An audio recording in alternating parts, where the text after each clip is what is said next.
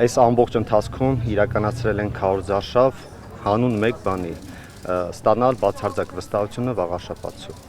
Եվ այդ մտքով եկել ենք եւ այդ մտքով ես այսօր այստեղ եմ քվեարկելու համար։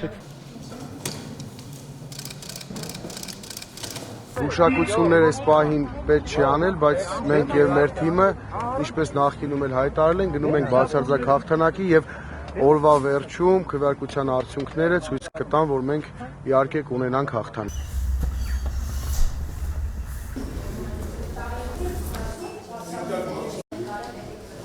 Քվեարկեցի Հայաստանի Հանրապետության։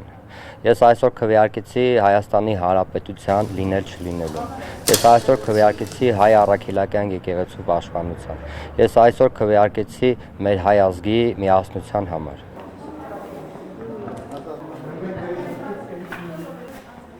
Նվեցիք որպեսզի հաղթանակենք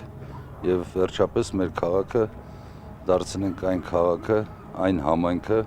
որ վայել է մեր սրբավայրին, մեր բոլորի սրտի քաղաքը լինի սա։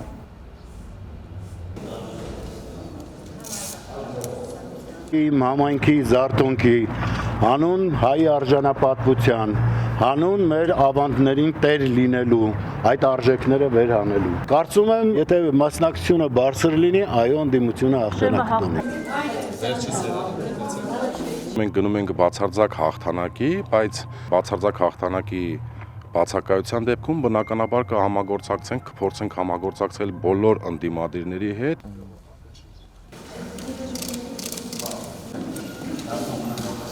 Հայտարարել ենք, որ ընդդիմադիր դաշտի հետ մենք պատրաստ ենք բանակցությունների, իսկ մեր այս պահի դրությամբ մեր առաջնային խնդիրը մենք մեզանով իշխանություն վերցնենք։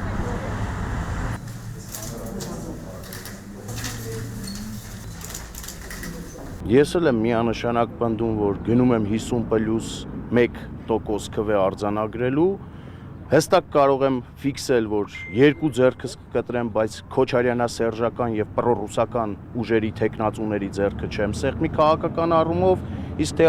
ինչ կլինի, եթե 50+1%-ով որևէ ուժի չհաջողվի քվե